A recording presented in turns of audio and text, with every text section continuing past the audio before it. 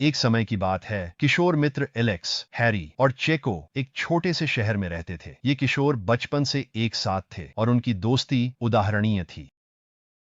Alex एक अन्वेषक था और नई चीजें खोजने का जुनून रखता था। हैरी एक कलाकार था और हमेशा कुछ नया बनाता था। चेको बहुत तेज तर्रार था और पहेलियों और समस्याओं को हल करने का उसे बड़ा जुनून था। एक दिन इन किशोरों ने एक फुसफुसाते जंगल में यात्रा पर जाने का निर्णय लिया।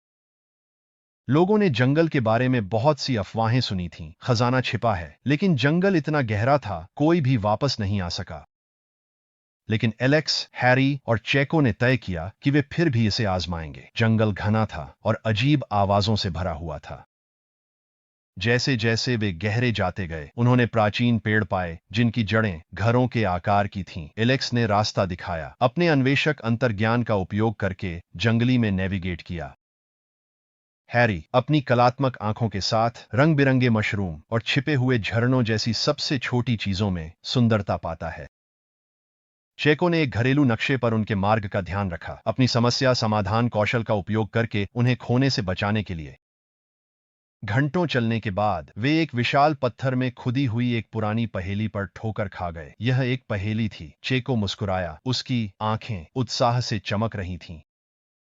लड़कों, मुझे लगता है कि मैं इसे हल कर सकता हूं, उसने उत्सुकता से कहा। पहेली में लिखा था, जंगल के दिल में जहां लाल पक्षी गाता है, खजाना उस जगह के नीचे है जहां सूरज की रोशनी चिपकी रहती है। उन्होंने निर्देशों का पालन किया और एक विशाल पेड़ के पास पहुंच गए जिसकी शाखाओं पर चमकीले लाल पक्षी बैठे थे। सूर्य की रोशनी पत्तियों के बीच से छनकर आई जिससे जमीन चमकने लगी। हैरी को एक दफनाया लकड़ी का टुकड़ा मिला जो एक छिपे हुए खजाने के बक्से का हिस्सा लग रहा था। एलेक्स अपने अन्वेषक उपकरणों के साथ खुदाई करने लगा जब तक कि उन्होंने अंततः एक शानदार खजाने के बक्से को नहीं खोज निकाला।